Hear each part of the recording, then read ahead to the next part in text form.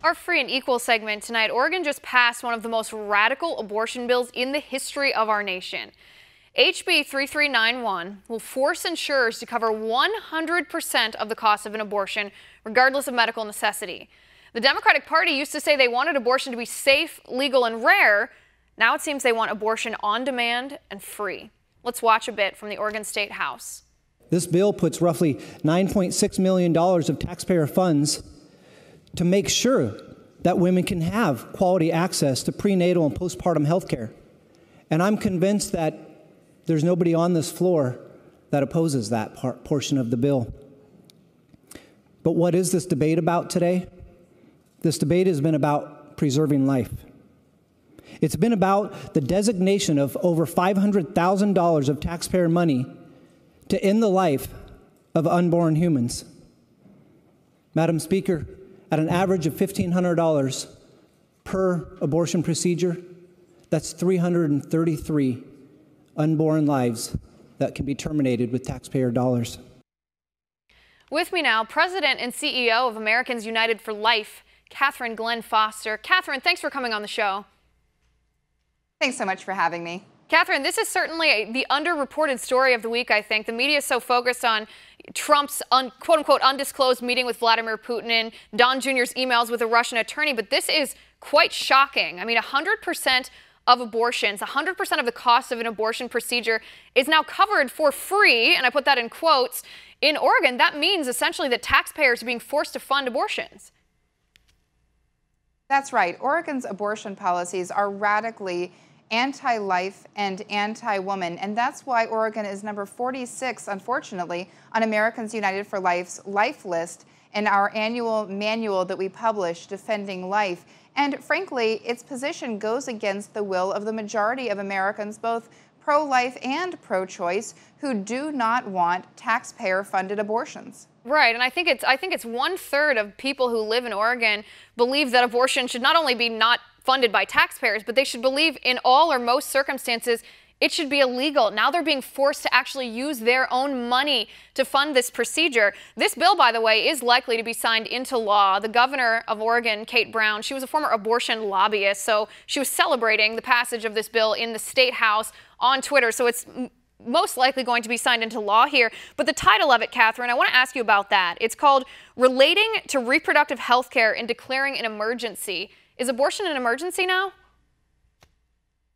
Absolutely not. It's only an emergency to the women and the children that it harms. And that's something that the majority of American taxpayers recognize. In fact, one Marist poll from last year, 51% of respondents self-identified as pro-choice, and yet 62% opposed taxpayer-funded abortion. And that includes the majority of minority respondents, the majority of independent respondents, and in fact, 45% of people who self-identified as pro-choice, 44% of Democrats. Right, that's because I think that the Democratic Party has radically changed their narrative on abortion here.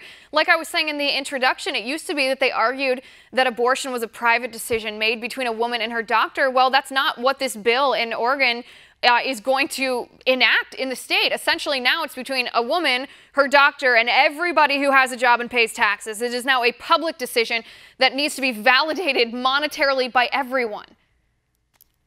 Right. It's no longer about safe, legal, and rare, and we've seen that from the Democrat Party leadership, frankly. And it's troubling because the Democrat Party claims to be for the little guy, for protecting the vulnerable, and yet you see here exactly what's happening to the most vulnerable in our society and to the women who were harmed by abortion. Right. It's tragic. Let me ask you about the funding, though. So this isn't just state funding. There's a provision in this bill that actually calls for anything possible to work with Congress, federal Congress, to secure or procure federal funding for this. And Catherine, let me ask you, the Hyde Amendment, as you know, prohibits federal funding going to pay for abortions. How is that legal for them to do that? They are certainly pushing the bounds here. You know, there are 17 states currently that use state tax dollars to fund abortions, Oregon being one of them, but it's moving from that being a court order to being completely voluntary.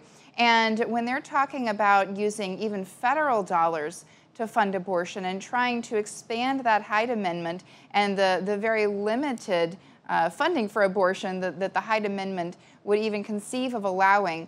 They are doing everything they can to fight back against all of the pro-life laws and the pro-life victories that we've achieved in the last several years. And really what I see is that the abortion lobby is running scared. They're fighting back because they know that we are winning. We know that they know that the pro-life generation is now. It's happening now all around them. And they know that the next time there is an opening on the Supreme Court, there is a very good chance that we could appoint a justice who would vote to overturn Roe v. Wade and return the issue of abortion back to the states. Right, I call our generation, millennials, I call us the refrigerator door babies generation, because we've all seen all of our brothers and sisters, our friends' kids, the ultrasounds posted on refrigerator doors, and it's hard to accept the argument from the left that that's not a living human being with equal rights to us. When you see that photo of that little face, the little hands, it's hard to argue that anymore. Catherine, there is a couple of legal things that can be done to prevent this bill from taking impact. What are those things? Well, there are a number of different options, and we certainly would encourage anyone in Oregon in particular to reach out to representatives, to the governor, and fight back against this bill, because we do know that taxpayer funding results in an increase in abortions. Taxpayer funding does matter, and you look at California alone. California spent $27 million on 83,000 induced abortions in 2014 alone. We know that this is an issue that we must fight back against because lives are on the line. It's tragic. I mean, we literally are paying to kill people. That's how far our society has devolved into this culture of death. We're paying to kill people, and we're using the money of people who find that to be morally repugnant. It's shocking.